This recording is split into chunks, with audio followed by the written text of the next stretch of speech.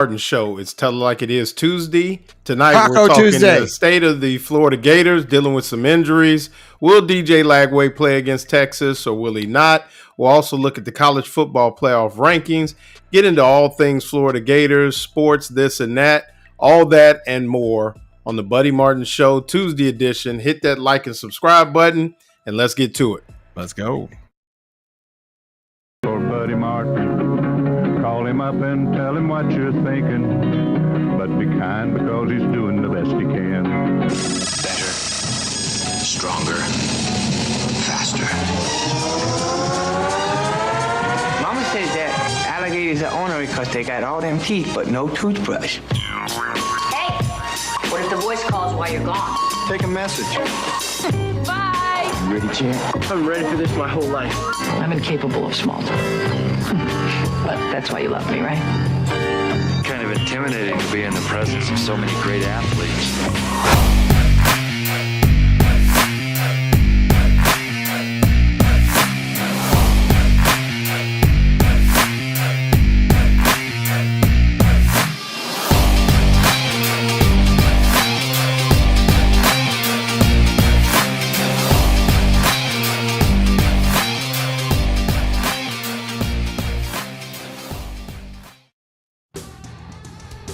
Good evening and welcome to the Tuesday edition of the Buddy Martin Show. I'm your host, Loren Meadows, joined by Rob Browne of SEC Sidelines, Brenden Martin, executive producer of Gator Bait Media, and all sorts of things. All of your lives. Oh, yeah, absolutely. Here to kind of break it all down. Before I get started, I want to give a shout out to my hometown team, my high school, the Meadowdale Lions. I forgot to give them a shout out last week. First city championship in 25 years. So, they've been trying to get it together there. So really proud of my guys up there. And just want to give a shout out to the Meadowdale Lions. Actually ended up, their season ended. They took one in the first round of playoffs. But for those of you who know a little bit about Dayton, Ohio, for them to get that win and first time and just a great. You got a cheer for us? Maybe is there like What's a fight that? song? You got a fight song? You got a cheer? Man, shoot, it's been 30-some years, bro. I can't Come even. on. I know the alma mater, Words, but I can give you the alma mater. Rob and I don't do it like Meadowdale, oh Meadowdale, our hearts belong to you. Our loyalty we pledge to thee. For loyal hearts and true, the lion spirit, brave and bold, will proudly wear the black and gold. Our loyal hearts will ever be Free. another part of something. I don't know. Okay, there you go. There you go. So anyway, how you doing, Rob? I'm doing good. My dogs were that was good stuff. Hey man, it's funny. What's that? I can't sing. We had to sing the alma mater and the fight song when we were pledges, and verbatim. And I still, that was good. That was very good. If the Ohio Northern Polar Bears get a good one, I'll rock that one out too. I still remember that one. That was a little bit. That's pretty good. So we used to help start that one, so it's a little bit different. But what's cool is you're not tone deaf. That was cool.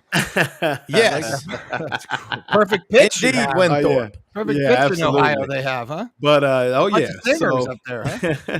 But big news, Rob. We had a great football game down in Jacksonville. I know you watch up in Jacksonville. Actually, you watched it. I was watching. And one of those things where you look at the college football playoff rankings coming out. And, I think the big discussion was Ohio State right? Were they in their rightful place being ranked ahead of Georgia? Was it the better loss or the better win, so to speak? We'll get into that. But, when you look at the game in Jacksonville, I mean, I really think that, kind of touching on things and you guys can chime in. I mean, I think Georgia dodged a bullet. And, it was like the slip heard around the world. I mean, when DJ Lagway went out, I really thought the Gators had put together a game plan that was, it kind of had Georgia rocking and rolling in a bad way, and I thought they were getting to Carson Beck, had him it kind of reminded me. You remember when that year that Ohio State played Ken Dorsey in that Fiesta Bowl and just kind of forced him off some off-platform throws early. It kind of looked like that. It reminded me of that, where they were actually able to kind of collapse the pocket, and then that forced him into some the first interception was an off-platform throw, and then the second he never even saw Aaron Gates, the nickelback, and really was kind of trying to, really had a tough time the whole night. But early in the game, with coinciding with the fact that Florida was able to move the football, I mean, Georgia really seemed to dodge a bullet, Rob. Well, you know what? Last week on the show when we were talking about what's your score prediction, I had thought DJ Lagway would give Florida a good chance to win. I thought Florida would play a good game, but I still thought Georgia would win. I had my prediction was Georgia 32, Florida 21. But even with Lagway going out in the second quarter with a hamstring pull, injury, strain, whatever, it was a 20-20 game with less than 7 minutes to go. Okay, No doubt. So as critical as we, and I know I have been, of Billy Napier, what's going on is with the portal and NIL, you don't build football programs like you did in 2014. It's a different world we live in. If Florida pulls the plug on Billy Napier now, you're going to blow up another recruiting class, and you're just going to be going further behind. And then who you're going to go get, you don't know. But you forego the recruiting because it's December. So that was a big statement, I think, by Florida. And they've got, I believe DJ Lagway's better than any freshman quarterback in college football. Yeah, I would agree. I mean, I think that, and I got to give credit to our guy, Buddy Martin. I mean, Buddy Martin called it early, and I really do. I mean, you watch him, you watch his swag, you watch him in warm-ups, the way that he handles the football team, his level of confidence for a true freshman, it's unbelievable. And, you mentioned Billy Napier, and, I was there in Jacksonville. You saw a team that was playing with passion. And not just for the head coach that may or may not be fired, but playing for each other, the love of the game. And they really, and Billy Napier mentioned this in the press conference, for the first time, it was a team that believed that they could beat Georgia. Now, some people took that out of context. So, well, for the first time, they believed they could win. No, what he said was, for the first time, they really expected, for lack of a better term, to come in and punk Georgia. And they were making a play at that. And then you go further, you look at it. He's lost his first and second string quarterback. By the end of the game, they were down to their what I call their 5th and a half corner because Trikweze Bridges really plays safety, had to go to corner. They were without Montrell Johnson. For whatever you think, who's the best back in the backfield, he's still a solid college back and has had success against Georgia. You take all those things into account. And the question does beg, and Brenden, you could chime in too. Has he bought himself another year with the way that the team has played, the improvement, the ability to say to his defensive players, okay, it's too complicated for you. Let's simplify it. Let's change the way we practice, and let's try to get better. One would say, well, why weren't they doing that all along? But like I told somebody earlier today, you get the opportunity to change as a football coach. It's just like if you're doing anything, with this Gator bait thing, we get the opportunity to adjust it. We get to change what we do every Tuesday night and going forward. What? So, I think that, and Brenden, while we're waiting on Rob, you could chime in. I mean, I know you and I both have agreed in some ways, but watching this team play, you played, is there something to be said for a team that seems to be getting better and seems to be playing well under this particular coach? I mean, the obvious answer is yes. I mean, I don't think I can disagree with that. I think any team is going to get better. And do they look better, or is Georgia not as good as everyone hoped? I don't know. I hate that game, honestly. And I really hate the game of the moral victory shit. I don't like at all. No, not at all. I'm done with we played real hard and we looked real good and we were almost there. Right. Because I think great teams are a little lucky, and I think great teams also win games that are ugly, and they keep scrawling and scratching. And I think when you had Georgia was so good last year, to come back and be so good again is hard. I think I just think that Georgia is still a pretty darn good football team. I think they've got all, those things firing. I think they've got their own injury bug. I think you're in the SEC. The SEC bludgeons itself. I think that's what we see this year more than any other year. I see that more this year is the SEC is really beating each other up because week in and week out, you've got a Vandy, you got a Mississippi State, and these teams are not bad teams. So you got to bring it to win. And I think, I just really believe in the end. I'm really waiting for when is it going to be not the snap or the play or the thing or the this or the that? When is the big rivalry win going to come into play? Because if this is the year you're going to beat Georgia, if you're going to beat Georgia, this is a really good year to do that. Right. Yeah. And I mean, I feel like you kind of should have won that game. Right.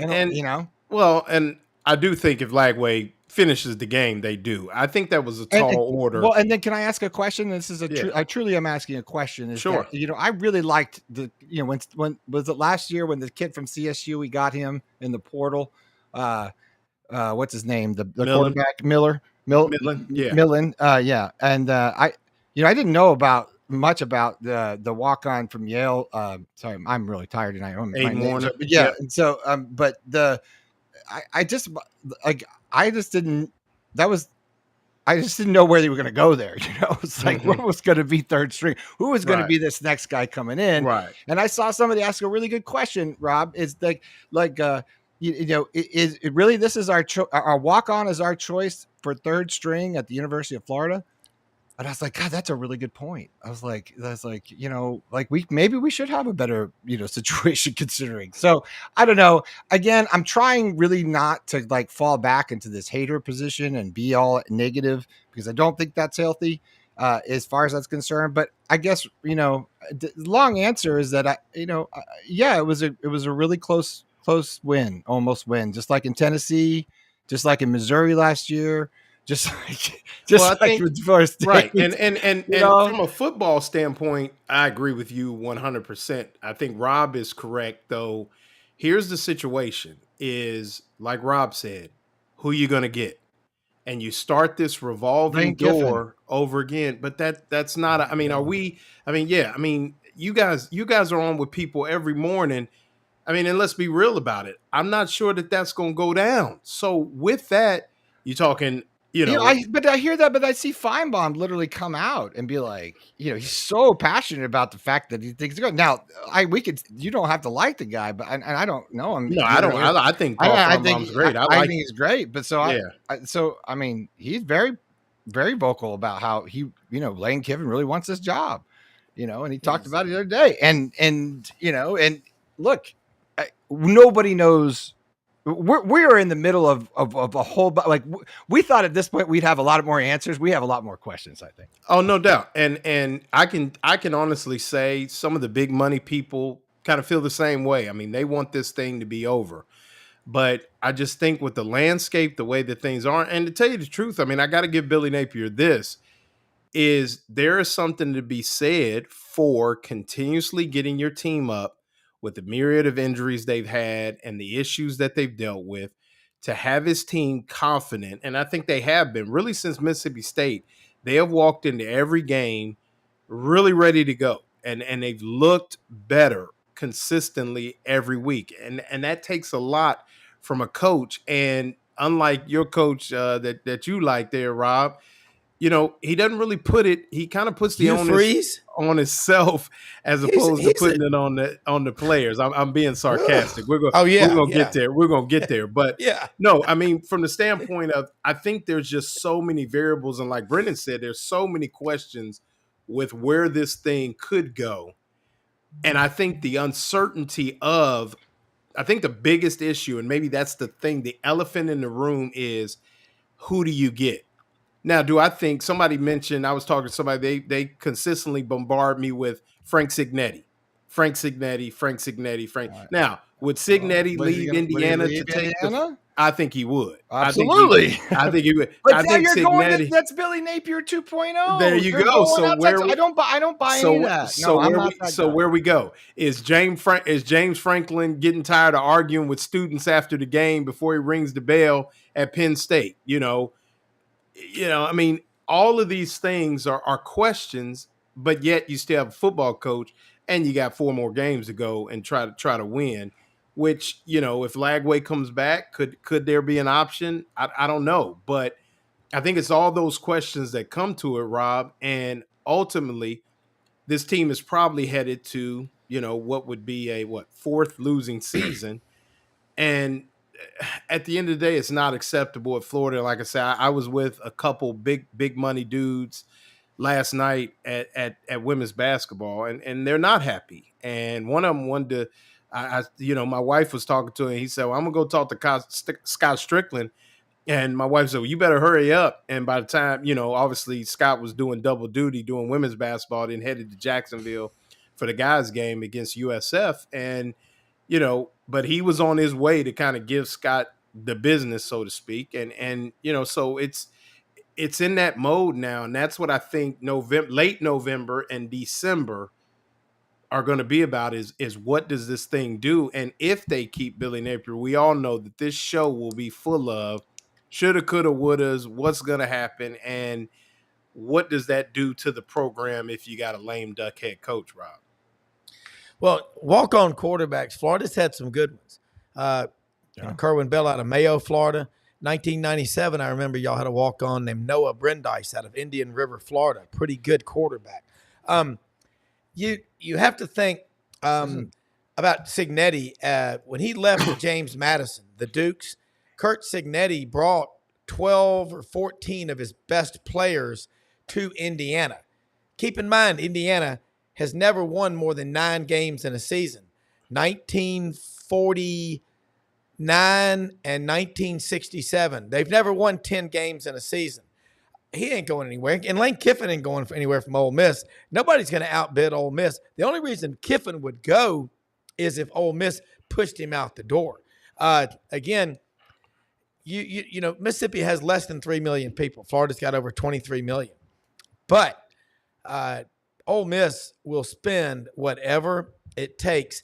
I know some of their boosters, and they have enormous money.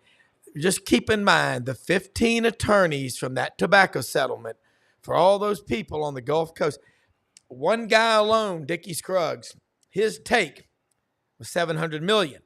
He spent 7.5 years in federal prison, bribes and stuff like that. He was Trent Lott's brother-in-law. But he still got some money left over. He got some money left over. And they didn't take his name off the buildings there on campus. But the Florida job is a great job. Something's starting to make me think, and I think, okay, I predicted a few weeks ago, a sack full of crystals, I bet it with you, that Florida wins 2 of the last 5 games. And damn it, they were looking pretty.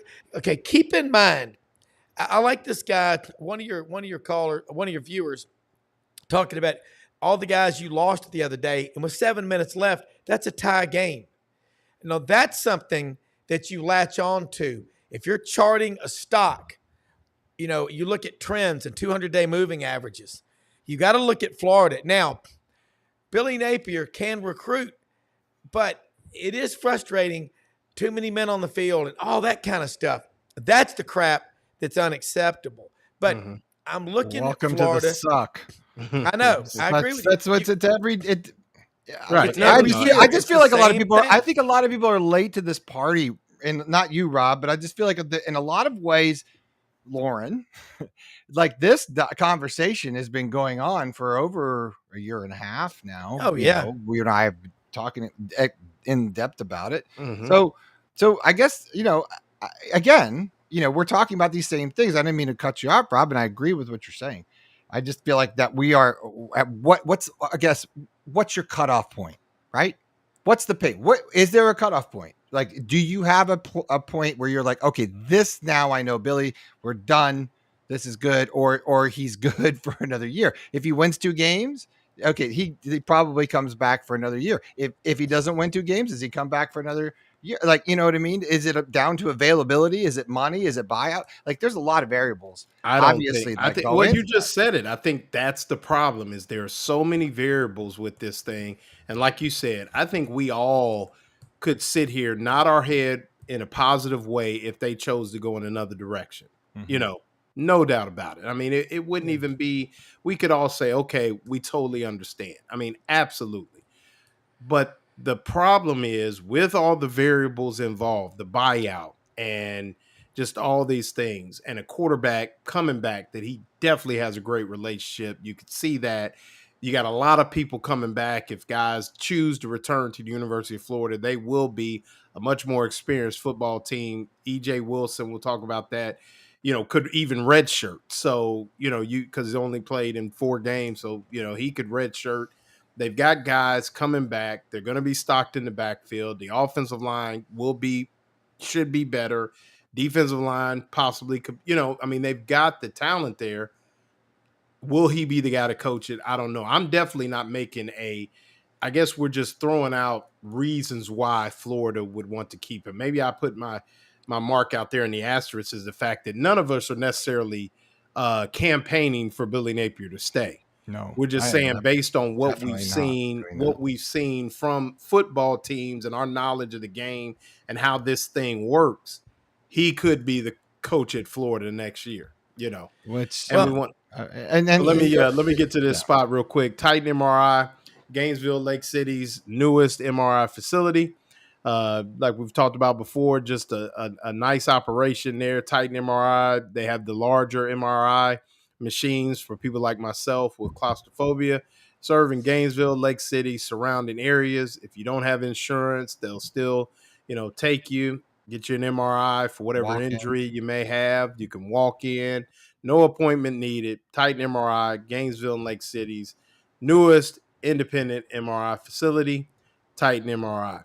I do want to give a shout out. Tommy Seal asked if I appreciate you, Tommy Seal. Last night I had the pleasure of being on the radio for the women's basketball game. The lady, or not the lady, I don't like that anymore. Gators women's basketball beat Florida Atlantic last night. And Tommy, I will be on a couple of broadcasts, not all of them, but I'll be on the next one and then a couple more this season. So appreciate that. But and then we want to give a shout out to Ty Golden. The Gators also got a big win against the scrappy USF team up in Jacksonville. So both Gator basketball teams are 1-0 and had big wins to start the season. So big win. Rob, I want to ask you one question. When we were talking last week about Florida, prediction of the game, you asked me my prediction. I said to you, well, as long as DJ Lagway still stays healthy. See, I'm not trying to say him the prognosticator and all that stuff, but I'm telling you, if I can tell you, Rob, that, my concern is that these quarterbacks, I've told you all of this all year. In fact, I said, if Graham Mertz stays healthy all season, the Gators got a shot. And I also said, you're going to see DJ Lagway way earlier than you think you're going to see him in this before the season started, because I thought Graham Mertz was going to get hurt. I didn't think that they could protect him. I didn't feel like that was going to happen. I said to Rob, I don't know if Florida can win because I don't know if Lagway can stay not injured throughout the entire game, because they're going to light him up all game long. Because when you go to that game, it is a bloodbath. There's getting guys carted off and carts. I mean, that's a war. Florida Georgia is a war. I don't know if everyone know. You go to that game, it's a war. No doubt. They hate each other, and it's on, and it's a fierce rivalry, and it's physical. It's one of the more physical football rivalries I've ever seen, and it's getting starting to escalate, especially after the Meyer years and all that. So anyway, I'm just saying, like, I was concerned with that because I don't know if your coach can scheme and strategize enough to keep your quarterback safe. Can you make the right decisions and do these kinds of things? And I just feel like if I made that sort of prediction and I'm sitting here, and it literally plays out in front of me, and so, like, I guess I got to still continue to believe with what I believe in is Billy's not the guy. He shouldn't be there. And I don't feel like he should come back next year, even if, because I don't really feel like, we can continue to have these excuses. We can't continue to say the same things that shoulda, coulda, wouldas down to a snap, down to this. It's time, in my opinion, because if you go through another season of this, Yeah, I quit. I quit. There's well, I'm gonna tell you right now. I'll quit. You might want to go. Can you produce like I don't even know Christian. I'm gonna Christian start doing radio or something like podcasting that. for dating. I'm gonna do it. It's gonna be called The Hive. I'm just telling you, and I'm telling our viewers too. I mean, it's one of those things where, and Rob, you know this. I mean, you said it. He could be the foot. I mean, who do you get? What do you go do? And like you said, Frank Cignetti would be a great choice. There's a lot of other guys that would make sense, and we've thrown those names out for weeks. Frank Cignetti would be a terrible choice. Well, then his name is Kurt Cignetti. Kurt Cignetti, excuse me, not Frank. Kurt Cignetti. I don't know why I had to do that to you. I appreciate it, but yeah, I mean, Cignetti would be like, I mean, you know, like they said, Billy Napier 2.0, Jamie Chadwell, Billy Napier 2.0, but you know, those are the guys outside of Spurrier, who was a household name. I'll take Nick Saban. I'll take Nick Saban for $100. Right. I mean, you're either going to get, you know, somebody that a lot of people. Now we cover it, we know it, we know the names, things like that, but other people don't. We know the assistants, we know those guys. It's gonna be, oh, who's that dude? You know, and it's gonna be, I've never heard. I mean, it's just unbelievable. Like, I was talking to a Florida fan, and I was having a conversation. Somebody said, well, if they fire Billy, who's gonna be the and this is a Florida fan, and they said, who's gonna be the interim coach? I said, well, maybe it might just be, you know, like Mike Peterson or somebody. And they literally said to me, Mike Peterson, who is that? So I mean, that's what we're dealing with. We're dealing with, though. Yeah, it's that kind of thing. And you know, I wanted to also say the issue is, I think the thing that Billy Napier has going against him, and this will kind of segue into where we want to go next.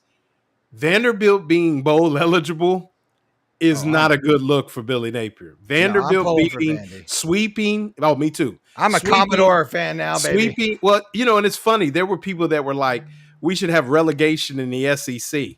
And I was like, who would you relegate? They were like, Vanderbilt. And I'm like, that didn't age well at all. You know, sweeping the state of Alabama for the first time since 1955. I mean, that is going in the right direction for Clark Lee. And you see that.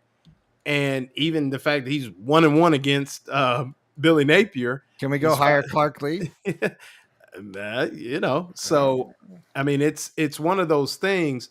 So when you see that, Rob, and you see the success of those programs that have far less resources, what if when Billy Napier sits down with the powers that be, I mean, what would be the case that he himself could make when you've got those out there as well? All right, I'm going to throw out three things. Number one, people aren't doing this, but I look at finance, I look at numbers all day long, charts, graphs, everything. Whatever the buyout is for Billy Napier, let's say it's $26 million. Roughly, add $21 million to that. That's $47 million. You know why? That damn house settlement everybody's got to pay out. So all these colleges, they ain't going to be doing buyouts right now. I'll tell you right now. And Rhett Lashley, I talked to a guy that knows Rhett very well. I used to work with one of his teammates. Okay, Rhett ain't leaving SMU. Why would you? Okay, if you know anything about Highland Park, right? They did a 7-day fundraiser when they joined the ACC, $150 million, and I know several SMU people.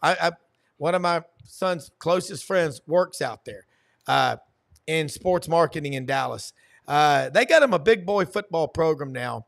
Why would Rhett Lashley, who's coached 7 or 8 years at Auburn, his twins were born there, he was thrown under the bus by Gus, you know, get in line with all the other ones. But Rhett Lashley isn't leaving SMU to go into a sausage grinder like the SEC when in his first year in the ACC, he might win the whole damn thing and be in the playoffs. Now, they didn't make these first rankings, but watch out. And number 3, you got to think about this when it comes to making a coaching move. Lane Kiffin, for all the love he gets, and I think he's a hell of a coach. I'm going to throw some numbers out. 3-20. That's his record against teams that finish with 9 or more wins in a season. Okay? Let that resonate, people. Let that marinate in your brains. Okay. You can say, oh, the Florida job or this job or whatever. If a dog will bite, he'll do it when he's a pup. He's got pretty damn good talent at Ole Miss. He should be winning more of those games. Now, I picked Florida to win 2 of their last 5 games. Damn it, they came close the other day. What happens if Georgia curb stomps Ole Miss in the Grove this coming Saturday? How motivated will Ole Miss be? They'll have a bunch of guys like in the military that are short. You know, they got 2 or 3 weeks left. They ain't real motivated. You know, they're ready to get out. Short-timers. Right. Short-timers. So watch out. That's why I caution against logo fever, man. Now, what would get, and Brenden referenced this a minute ago, what would be the tipping point? We can't take this anymore with Billy Napier if you lose to Florida State. Because Florida State's deal is not DJ Lagway. I mean, DJ Uiagalelei is not a good quarterback. It's not a particular player. It is a cultural problem. Their locker room is garbage. They have a bunch of quitters and whiners that quit on that team when they didn't make the playoff, and that coaching staff, that university, fueled that narrative, and they got exactly what they deserve. And I wish Georgia would have beat them 100-0. Nothing against Florida State, but they quit. 31 of them bailed on the team. There's no camaraderie. There's no brotherhood there.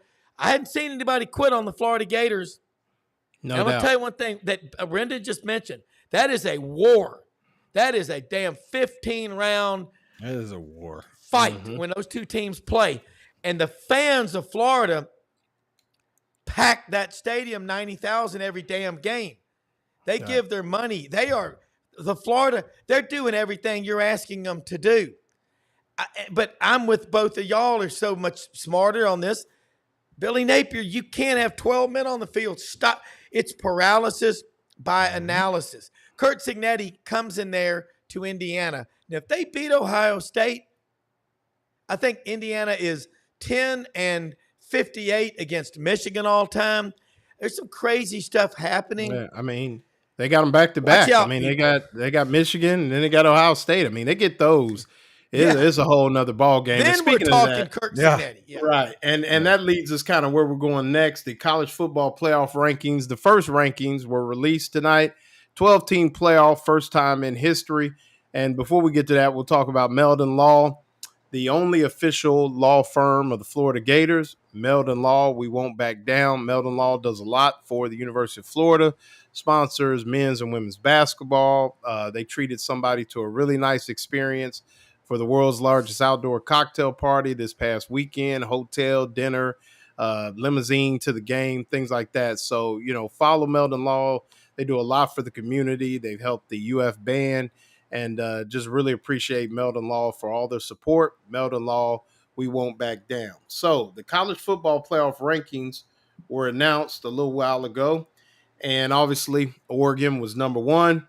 Ohio State number 2, Georgia number 3, Miami number 4, Texas 5, Penn State 6, Tennessee 7, Indiana 8, BYU 9, Notre Dame 10, Alabama 11, and Boise State rounds out the top 12. Any surprises there for you, Rob? Alabama would be one. They're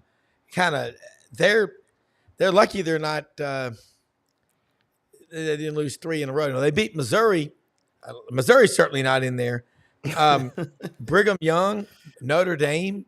BYU is good. Looks good though. BYU's okay, but I mean they're not going to go out and dominate anybody. I will say they're all like 30.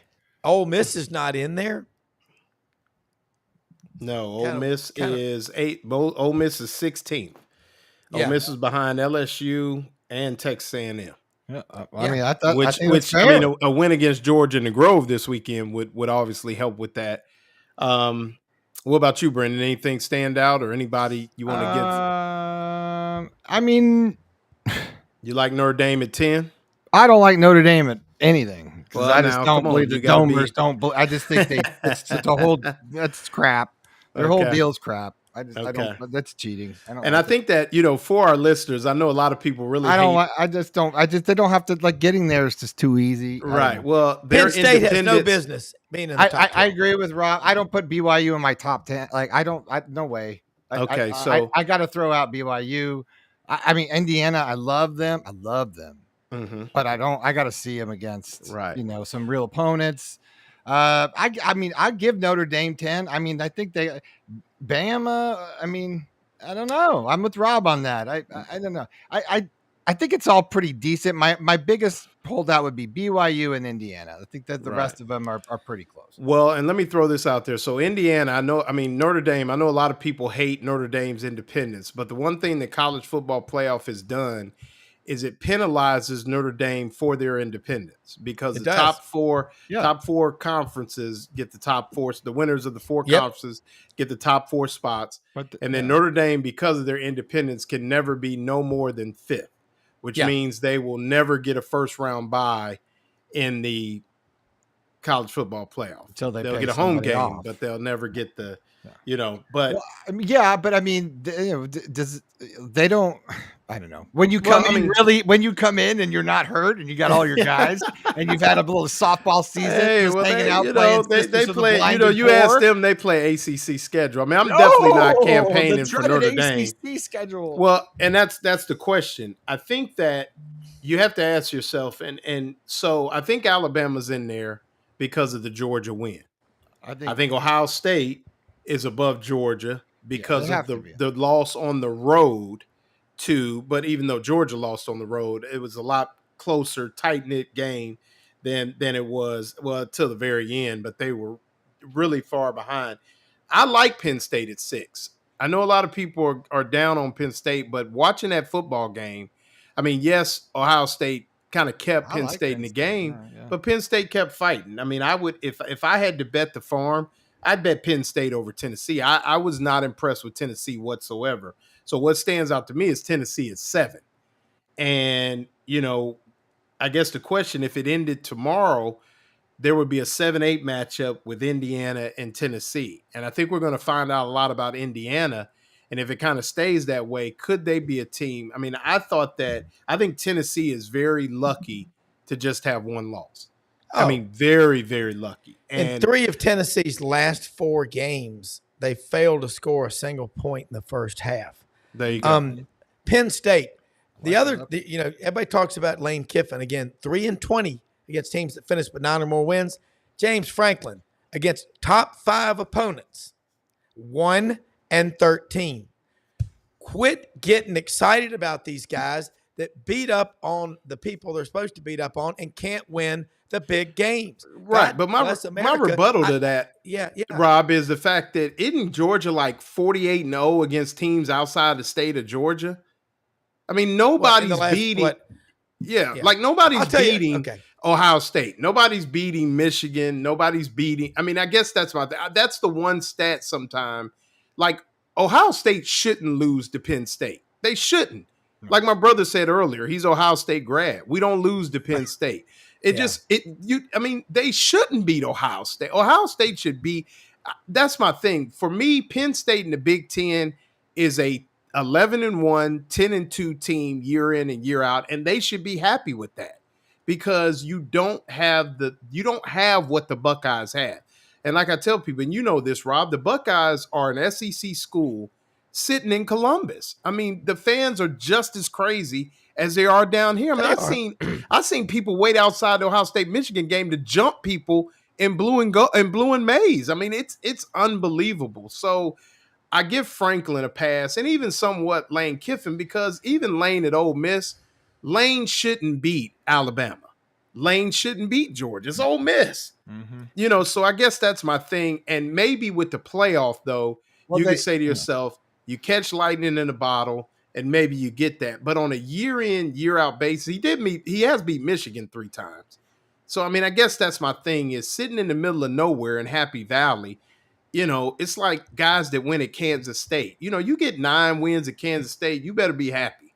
Because if you've ever made the trip, and Rob, you know this, if you ever made the trip from Kansas City to Manhattan, Kansas. I've been to the Little Apple, lived there for a month. Yeah, well, I was there for a weekend, and that's all I need to see. So, I mean, hey, I it's a think party town, man. Come on. So, I mean, it is a party town. They get down, but I mean, I think that like somebody said, Good Ohio football State has a $20 million roster. I mean, I think that part of it, I think, is unfair. And maybe it's the former coach in me. I think it's unfair sometimes to coaches to throw those out there, particularly at schools where if I was Ryan Day, and I don't think Ryan Day would have a job if he was 500 against James Franklin at Ohio State. I mean, so it's one of those things where the Ohio State fans feel like James Franklin is doing just a good enough job because they shouldn't be beating Ohio State anyway. I mean, that's the thing. Now, if Cignetti goes out and knocks off Michigan and Ohio State in consecutive weeks, that's a whole nother ball game, and that's another discussion we got to have. But I didn't mean to cut you off, Rob. I'm just going to throw another stat at you. You talk about not playing true road games against top 10 opponents. Most schools are scared to do it other than inter-conference games. Mm-hmm. LSU has a great football tradition. They're like the 11th or 12th winningest program in the history of college football. You've got Tennessee, Georgia, LSU, and Auburn right there together, 10, 12, 11, 13. But LSU in their entire history in a non-conference road game against top 10 opponents, you know how many victories they have on true road games against top 10 opponents in their 132-year rich history? They have one. They beat Texas when Texas was in the top 10 in that shootout. It took a full 60 in 2019, okay? Right. It's very rare. You remember Florida in 1991? Mm-hmm. Man, Gators were on a roll. They just won the SEC in 1990. Yeah, I'll give it to them. They went up to Syracuse and got killed. I mean, what we need more of is more inter-conference games where you have to go on. Like, I would like to see an SEC Big Ten challenge. Let's take LSU to Penn State in November, and let's bring Ohio State down to the Swamp in early September for the 11 a.m. steam bath. Okay, let's take Alabama for to the bath. Minnesota in late November outside. I mean, we have so little to go off of. These bowl games, let's face it, most of these SEC schools have a bunch of babies with pout faces, with little pout fish faces. When they don't make the Big Six or the playoff and they go to a January bowl in Florida, they're going down there. They don't want to be there. The Big Ten fans, 40 or 50,000 of them come down there. They all look like Casper the Ghost. They want to get some sun. And they're down there. That's their Super Bowl.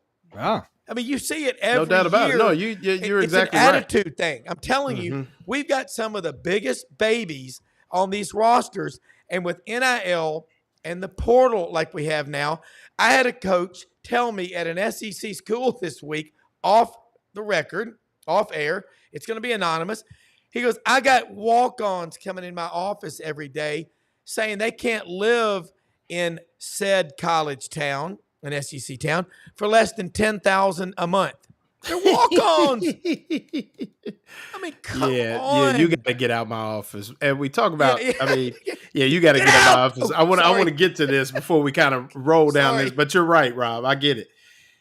Who outside of the 12? So we got SMU, Texas A&M, LSU, Ole Miss, Iowa State, Pitt, and there'll be 7-1, and we'll stop there. Looking at those schools kind of on the outside, and we welcome in the man, the myth, the legend, Buddy Martin. Who do we like from the outside that could find their way into that 12-team playoff? SMU. Of those teams that we mentioned on the outside. The Ponies, SMU. You look into that group from 12 to 15 in there. There's a lot of good teams yet that come out of there, and these games this next couple of weeks are going to have a little bearing on that. Ole Miss is still a mystery team. We're not sure. They're awful good on defense. Their quarterback's hot. He's the best player they've ever had at that position. You still got LSU to act out. Ooh, really, buddy? You think so? Well, I mean, look, the gap. The Manning family just gasped in their chairs. I just restated. The numbers you put up last week were records. 6 touchdown passes and 500. No, yeah, he did. I'm just messing with you. No, he's not better than them. I'm just saying he's the best thing we've seen there in a long time. Okay, right. I think their defense is better than we thought. LSU is a team that to be reckoned with. I don't know how it's going to play out. These last 2 or 3 weeks going to be like a demolition derby. We talk all year long about getting down to this point, down to the nub in the SEC, where you better have some depth. And we're seeing and we're hearing, and Rob, you heard on your show by numerous people, these teams don't have the depth they used to have. And consequently, when you get down to your third string quarterback, as you see in Aiden Warner, then you're going to have to start thinking, how do you get depth? Because this is where it's going to show up. I somehow don't feel like Oregon is the best team, but I can't prove it. So I think if you look at that third group in there, I don't have it in front of me. Look from 12 through 15 or 12 through 17. There's several teams there that could break through. And I think. Now, having said that, I'm not going to quit on Georgia. I'm not either. Georgia, Georgia's right there. I know, but there's something they're not even the top 3 teams or whatever. Yeah. I mean, should they have maybe a loss? I mean, were they in trouble maybe Saturday? But I mean, that happens. I don't like Tennessee at 7. I'm gonna keep struggling right now. You throw 9 picks. I agree. You got something wrong. So, right. I don't like Tennessee at 7, and I'm gonna say I think I like Pitt. I think Pitt could maybe make some noise. They got hammered last week. Yeah, no, they did. I like SMU. SMU's kind of a tricky team. Team. I don't know. Actually's got those guys playing really good. I got my first look at them last week, and I'm telling you, I don't know. We all think about this SEC dominance, but there's some good teams out there. And you get it down to 12, and you can start playing elimination games. Things can happen. Yeah, I mean, I think that, like I said, I like Pitt. Texas. I mean, God. Rob likes SMU. Yeah, I mean, Texas still hanging out there. I mean, they're plenty. A&M. I mean, shit, it didn't matter. We got half a season. But I'm saying out there, yeah, out on the outside, you got SMU, Texas A&M, LSU. You got Ole Miss. Like I said, jury's still out there. I don't think any of us are really buying Iowa State. We might be. And then they do with the children's stuff. And then people are going to throw out this one just because it's the popular pick. Anybody even got anything for Colorado and the Fighting prime times? 6-2 and on the upswing, playing good. Fighting prime time. Yeah. You like that one? I like that as much as I like my Rangers hockey puck from Buddy Bud's days, right here. Ole Miss.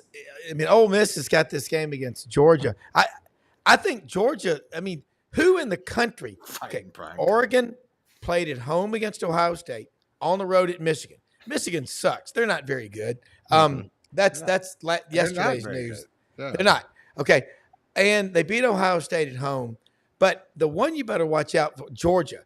They had a bad first quarter. Alabama made them happen against Alabama. But they came back, had the game until they didn't. And they went out and just ass-whipped Texas. Texas got punched in the – I don't think Texas likes physical football.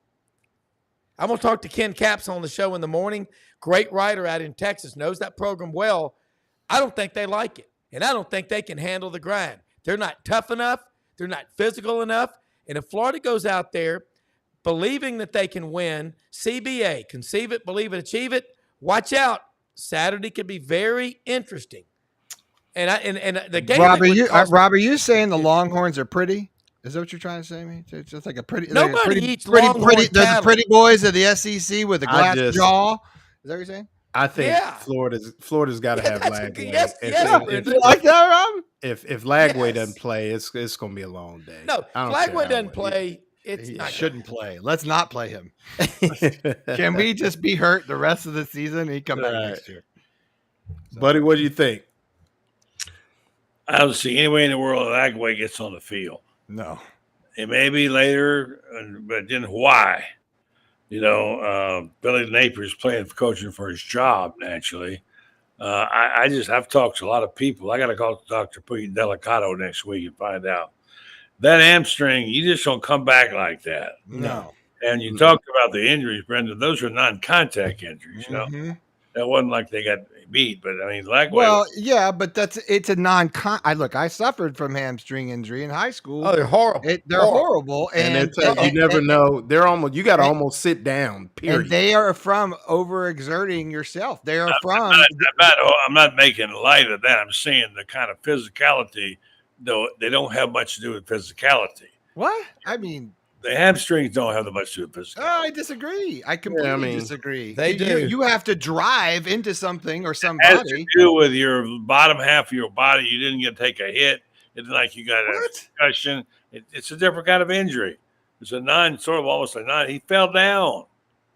Why did he fall down? Over wear and tear of his hamstring for the entire game from running and cramping and running for his life. I mean, that's part of it. A non-contact injury is not, not. He could have been contact. It could have had contact prior. I mean, I'm just saying. I don't feel like a hamstring's not in Florida, Georgia. I don't feel like anything. That's what it's called. Anyway, whatever. He strained it and pulled it. But I tell you what, and it's the kind of thing that's no matter what caused it, he won't be there. He won't. He probably won't be available in Austin, which makes it, and that's the thing is if was it a pull or a tear? I think it's got to be a pull. If it's a tear, he could be a strain. Yeah, strain or Because if it's a tear, if it's a micro tear, which I had, you can't. Well, you're in crutches for like 6 weeks. No, I don't think it was a micro tear because it would probably shown up on the MRI. So it didn't. Okay. It didn't. No, the MRI I think showed what would be pull, strain. Use whatever terminology you want to use. That would be, obviously that would be the issue. So it's gonna. But the problem with, and you guys know this. The problem with pulls or strains is one little push, a little, tweak, and you re-aggravate it, and it becomes it's a nag. It's like what I call a hitch in the chassis. It's just a nag and a nag and a nag. No matter what, no matter what happens, as far as that concerned. But Rob's granddaddy called it a hitch you get along. Yeah, hitch in the giddy up. Hitch in the giddy up. You ever pulled a hamstring? I pulled one. I have. And I was playing softball one time, and I was running so fast, and it popped, and it threw me. I face planted, and I was. I mean, it. Is there video of this? 15 days. It took 15 days to recover, and but I think what I did so much biking and running and swimming, your hamstring is what picks up your leg. But wait, was that a contact injury? No, but when you plant. When you plant and drive, think about how big the quadricep muscles are on a guy like DJ Lagway. Right. So much weight training. I mean, none of us are doctors, but we've all had these injuries. But I'll tell you, how costly was it for Brady Cook to come back in late and get that win against a woefully bad Auburn team? When he went on the road the next week in Tuscaloosa, he was out and they were beating 34-0, and he's probably, I don't know what he's going to do the rest of the year, but he tried to be a hero, okay? And look what it's cost him. I'm with y'all, because if Florida loses to Florida State, all bets are off, as Buddy would say, about Billy Napier. You can't lose. Yeah, it's over. You cannot lose to Tallahassee Burning. There's a lot of worst I've ever seen. That's a whole nother. But again, it's a ririvalry game. That's why Billy Napier is 1-9 against his rivals. Right. Well, here's the thing too. We could tell people, what is it? November 30th. November 30th. Whatever time. 30 minutes after the game's over.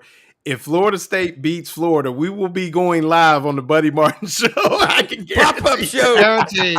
It would definitely be a pop-up show for that. Stay tuned.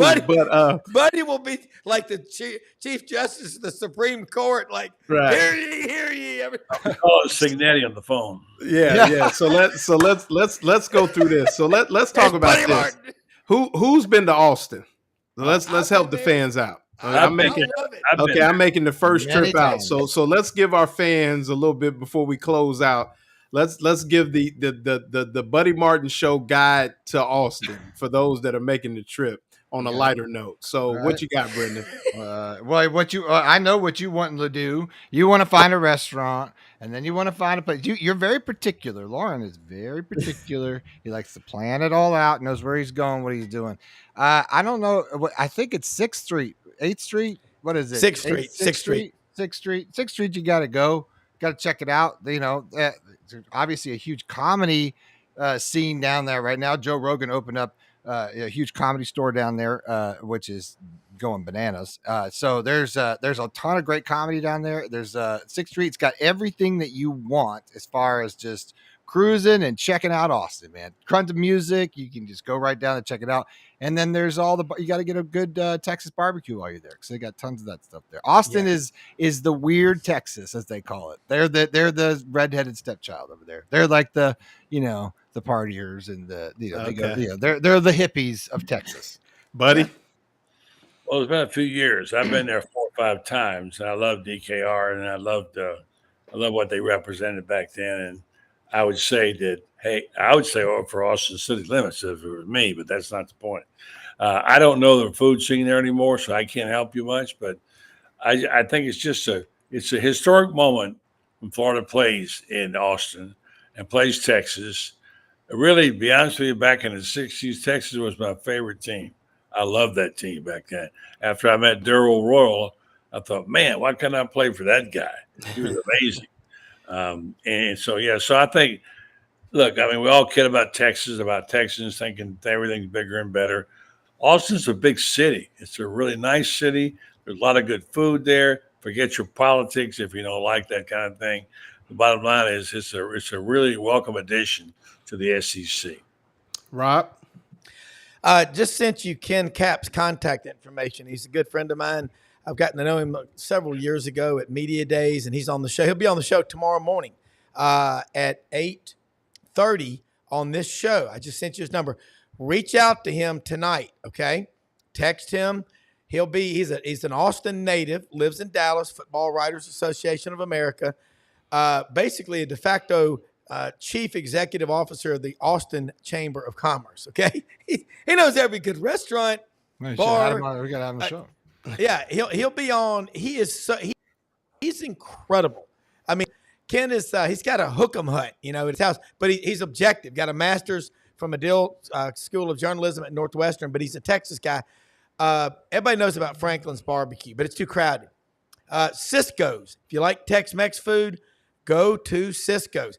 My kids will fly out to those music festivals in Red Rocks, Colorado, and Austin, Texas. There's so much South by to do Southwest is in Austin. It's a great music festival. Yeah. Y'all, you are going to have they got bumper great stickers town out there. No, it's a really fun keep town. It weird. And keep it weird. And here's a little, so you'll know that you're hip when you get there. Excuse me, sir. How far am I from the 40 acres? That's what they call the campus. The campus of the University of Texas is on 40 acres, and their endowment, drum roll please, just surpassed $43 billion. They got some money with a B. But the Gators have won more national championships since 1996 than they've won in the last 60 years. Right. But I digress. You're going to have a great time. Speaking of national championship and planning, I will be at Vince Young Steakhouse Saturday night. If anybody wants to come say hello, I've already got reservations, hanging out with some folks there. And I was kind of a Texas fan too, buddy, but it was a little later in life after Mac Browne left UNC and went to Texas. I'm a big Mac Browne guy. Worked some of his football camps when I was in North Carolina. So big Mac Browne guy. So when Mac Browne was at Texas, I was definitely a kind of closet, always with the Gators, but a closet Horns fan. I'll bet you I'll be over at 1010 on West 6th. So with that, guys, we're going to say goodnight. Appreciate you guys being on, and, this is great. Definitely appreciate everybody coming out, tuning in to the show. Any last words? I mean, the lusters kind of fell off this matchup, but anybody got a score prediction? I just want to say a quick thank you to Meldon Law and Titan MRI and Renstar, if I can, for being the sponsor of this show. Absolutely. Renstar Medical Research. seeking tomorrow's answers for the questions of today. Health questions. Health questions of the day. Yeah. We're going to school you up with that. Yeah, I'm getting You're there. getting good. You're getting good. Yeah, appreciate Renstar, and shout out to Scott Brantley as well. Continued recovery. Yeah. Hope to see Scott tomorrow night. Yeah. Rob, what show time tomorrow? You want to fill in the kids? Yeah, we're going to be kicking off 9 a.m. Eastern tomorrow morning. Bat and lead off Jordan Davis Hill, 24/7 Sports on Georgia. Chris Plank, Plank Show, sideline reporter for the Sooner Football Network. Plank, what do you got? Kind of like Loren and Larry. Ken Capps, Football Writers Association of America, out in Texas, will be on talking about that Texas-Florida matchup. Call him, text him tonight, hook up with him. He's a great friend of ours in this show. He like Buddy. Buddy is my mentor in writing. He puts everything, he has like pages of notes when he comes on here. You're going to love this guy. And Vince Ferrara from the Sports Animal up in Knoxville will hit all 16 of them, man. But thank you so much for letting me share this tonight. Love it when Buddy comes on, because it's like when Buddy comes on, it's like the coaches in there. Everybody's like, I love it. Tighten us up. Thanks a lot, guys. All right, thanks a lot. Shout out to those Meadowdale Lions. Join Gatorbait Media. You can read myself, Buddy Martin, Franz Beard, and others, and Carlton Reese. Song again, will you? Sir? I said, sing that song again, Loren. Meadowdale, Meadowdale, our hearts belong to you. Shout out Meadowdale High School. Holy shnikes! Marshall went there too. All right, check us out tomorrow on our show, same time, same bat station, 9 a.m. Eastern. Good night, everybody. Good night. Go Gators.